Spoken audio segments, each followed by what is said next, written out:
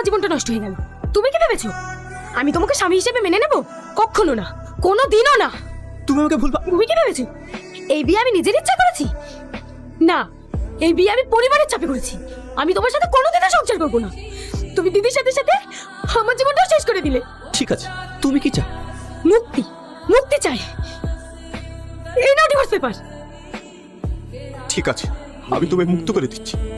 এক মিনিট, তুমি এভাবে ডিভোর্স করে দিলে তো আব্বা মা আমাকে দোষী ভাববে।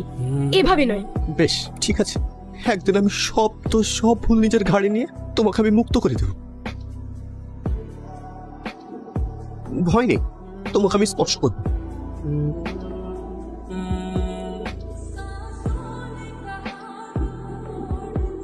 যাই বলো, এতদিন পর আবার এই সংসারটা পরিপূর্ণ হয়ে উঠেছে।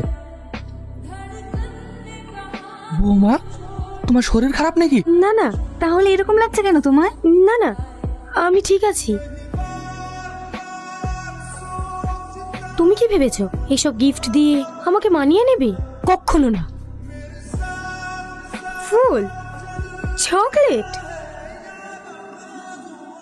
কেক, তুমি কি করে জানলে আমি এসব পছন্দ করি? হ্যাপি বার্থডে স্নেহা, জন্মদিনের অনেক শুভেচ্ছা রইল। তোমার দিদির মুখ থেকে শুনেছিলাম তুমি এগুলো পছন্দ করো। যদি কোনো ভুল করে থাকি, আই এম সো সরি। দেখ দেখ কে আসছে। শালা, জীবন তো এখন ওর। একটা বউ মরতে মরতে আর একটা বিকেলে চলে এসছে।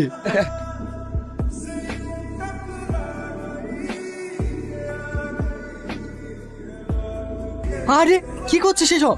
সবকিছু কি নিজের ইচ্ছা মতো হয়? নেহা চলে যাক সেটা তো আমি চাই। নেহা চলে গেল তো এটাই হয়।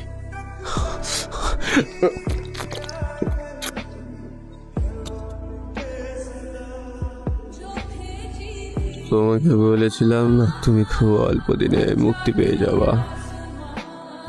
রাহুল, রাহুল, রাহুল,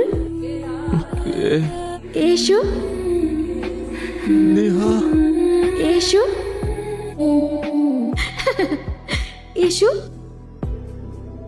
এসো, এসো। নেহা, নেহা, তুমি আবার আমাকে ছেড়ে চলে গেলে নেহা। তুমি বিশ্বাস করো, আমি তোমাকে ছাড়া ভালো নেই। চলো নেহা, আমাকে সবাই বলবো আছে। তুমি বিশ্বাস করো, আমি তোমার বোনের জীবন নষ্ট করিনি।